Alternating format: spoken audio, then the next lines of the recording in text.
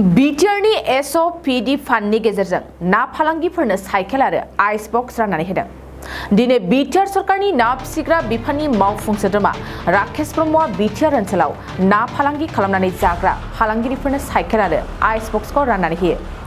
हाथाय बाजाराव ना फाननानै नखर संसार खुंनो हानायखौ नोजोर होनानै कक्राझार जिल्लानि सा 69 ना फालांगिरिफोरनो बे खाबुखौ होनाय जादों।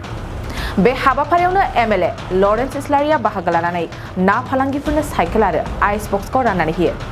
बेजों लोगोसेनो देबरगाव ब्लक कमिटि इउपिपिएलनि आफादगिरि बिजित बसुमतारी आरो बिटिसिनि ना फिसिग्रा बिफाननि सिएसडि नीरद दासआ बाहागो लायो। बिथांमोना बे हाबाफारिनि गेजेरजों मा बुंदों फै आबुं बाथ्राखौ मिथिना लानि। बिटिआरनि एसपीडी फान्डजों फिसारि डिपार्टमेन्टनि मानगोनां इएम बिथाङा बाइसाइकेल उइथ आइस बक्स बेबायदि मोनसे हाबाफारि लादों। जायफ्रा फिसा फिसा हाथायफ्राव ना फानो बेबायदि सुबुंफोरनो साइकेल गंसे आरो ना माने दोननो थाखाय बक्स माने जेराव बरफजों ना दोननो हायो। हमनानै ला फुंनिफ्राय बिथांमोना सानसे फाननो हायाबा आद्रा जानाय थानाय जे ना बेखौ जाहाथे बरफाव मोजाङै दोननानै अखानायैफोर फाननो हागोन बा फुङाव फाननानै बेलासिसिम जाहाथे फाननो हायो बेबायदि मोनसे मोजां बेबस्थाखौ खालामदों मानगोनां इएम राकेश बर' बिथाङा। दा बिथांनिसिमबो आं साबायखर बावदों। क'क्राझार जिल्लायाव गासै 69 बेबायदि मोनदों। गासै बिटिसिआव गोबां दङ खिन्थु बिनि गेजेराव क'क्राझाराव मोनदों। दा बे मोनसे बाख्नायथाव मोनसे हाबाफारि, जे हाबाफारिनि गेजेरजों फिसा फिसा माने हाथायाव ना फानग्रा सुबुंफ्रा जाहाथे मुलाम्फा जायो बेबायदि मोजां मोनसे हाबाफारि लादों। आरो उननि समावबो बेबायदि गोबां फिसारिनि माखासे हाबाफारि दङ। सेन्ट्रेल स्किम दं, स्टेटनि स्किम दं आरो बिटिसिआ लानाय आलादा मोनसे स्किमफोर दङ। बेफोरजों फिसारि डिपार्टमेन्टआव खामानि मावगासिनो दं। आरो जायफ्रा ना फिसिनानै गावखौनो फसंथानो नागिरो बा सेल्फ सापर्ट जायफ्रा खालामदों माने ना फिसिनायनि गेजेरजों बेबायदि गोबां हाबाफारिफोर दङ। दा जाय गोसो गोनां सुबुंफ्रा जायफ्रा ना फिसिनायनि थाखाय खामानि मावनो गोसो गोनां सुबुंफोर बिथांमोना मावख'गिरिफोरजों जगाजग खालामनो हायो। मानोना बेबायदि गोबां स्किम फैनानै दङ। दा बेनिखायनो नोंथांमोननि गेजेरजों बैफोर सुबुंखौ जायफ्रा दिनै ना फिसिगासिनो दं, ना फिसिनायनि थाखाय गोसो जानाय सुबुंफ्रा बिथांमोना जेन मावख'जों जेन जगाजग लायो बेनि थाखाय नोंथांमोननि गेजेरजों आं खावलायहरदों। दिनै साबेसे होनाय जादों?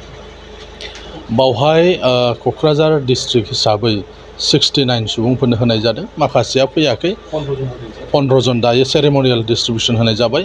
फारि फारि बिथांमोना बे अफिसनिफ्राय मोनलांदों। हौवाफोर हिन्जावफोरखौ हौवा हिन्जाव बाहाय हौवा हिन्जाव बासिनाय गैया। जायफोर बाहाय माने हाथायाव ना फानो, दा नोंथांमोना नुबाय 3 आइजोफोरनो बाव होनाय जादों आरो बेबायदि गोबां लिस्टआव दंबावो बासिनानै होखानाय जादों। जायफ्रा मावमारथारो मावै मानसिफोरनो होआखै। दा क'क्राझार जोंनि माने बाजाराव जायफ्रा फानो जों नुखायो, जायखौ सिनायखायो बेबायदि सुबुंफोरखौनो सेलेक्ट खालामनानै होनाय जादों।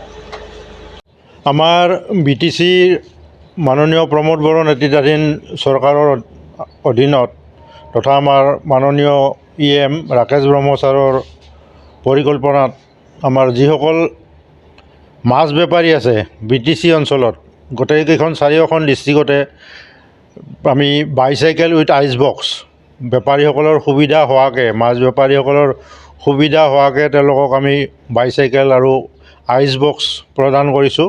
আমি কোকৰাঝাৰ ডিষ্ট্ৰিক্টত আজি মুঠতে আমাৰ টোটেল 69 বেনিফিচিয়াৰিজ আছে। তেনেকুৱা মাছ বেপাৰীক আমি চাইকেল আৰু আইচ বক্স প্ৰদান কৰিম।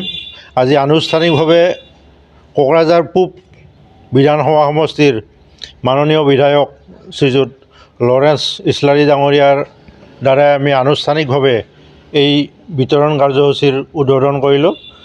আজি প্ৰথম দিনা আমি মুঠ 15 জনক দিয়া হৈছে, বাকীখিনিক আমি অহাকালিৰ পৰা এই চাইকেলসমূহ বিতৰণ কৰিম। টোটেল কোকৰাঝাৰ ডিষ্ট্ৰিক্টৰ টোটেল কোকৰাঝাৰ ডিষ্ট্ৰিক্টত 69 আছে। বাকীখিনি কেতিয়া দিব? বাকী অহাকালিৰ পৰা আমি দিম, অহাকালিৰ পৰা দিয়াৰ ব্যৱস্থা কৰা হ'ব।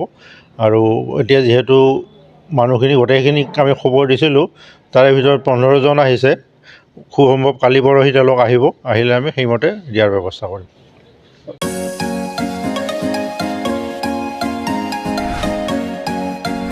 BA BSc हाबनो गोनां फरायसाफोरनि थाखाय गोनां फोसावथाय। गसाइगाव जारागुरि गोविंद बसुमतारी फरायसालिमायाव BA, BSc डिग्रीनि मुं थिसननाया सोलिगासिनो। गिबिसिन मुं थिसनहैनाय सा 150सिम फरायसाफोरा बेसेन नाङाजासे मुं थिसननो हागोन। 150 निफ्राय 200 सानि गेजेराव 75% रेहाय, 201 निफ्राय 250 सिम 50% रेहाय आरो 250 निफ्राय 600 नि गेजेराव मुं थिसननायनि रांखौ 25% रेहाय होनाय जागोन। जारागुरि गोविंद बसुमतारी फरायसालिमाया बड'लेण्ड मुलुगसोलोंसालिजों गनायथि होजानाय गुनगोनां फोरोंगिरिफोरजों लोगोसे फरायसाफोरनि गाहाम सुबिदा गोनां फरायसालिमा। बड', इंराजि, Assamese, political science, history, economics, education, philosophy, sociology, geography आरो मेथ्स आयदाफोरखौ लानानै फरायसाफोरा बे फरायसालिमायाव फरायनो हागोन। लोगोसेयैनो फरायसाफोरा लाइब्रेरिनि सुबिदा, extra curricular activities, career counselling, सांग्रांथियारि हाबाफारि, रिविजन क्लास, लोगोसे स्पोकन इंग्लिश, सेल्फ डिफेन्स आरो कम्पिउटारनि उफ्रा सोलोंथायबो लानो हागोन।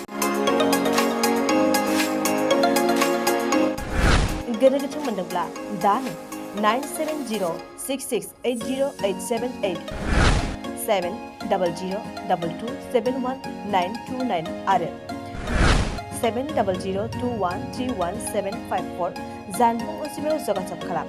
College website www.gbcj.edu.in, email ID govindcollege@gmail.com।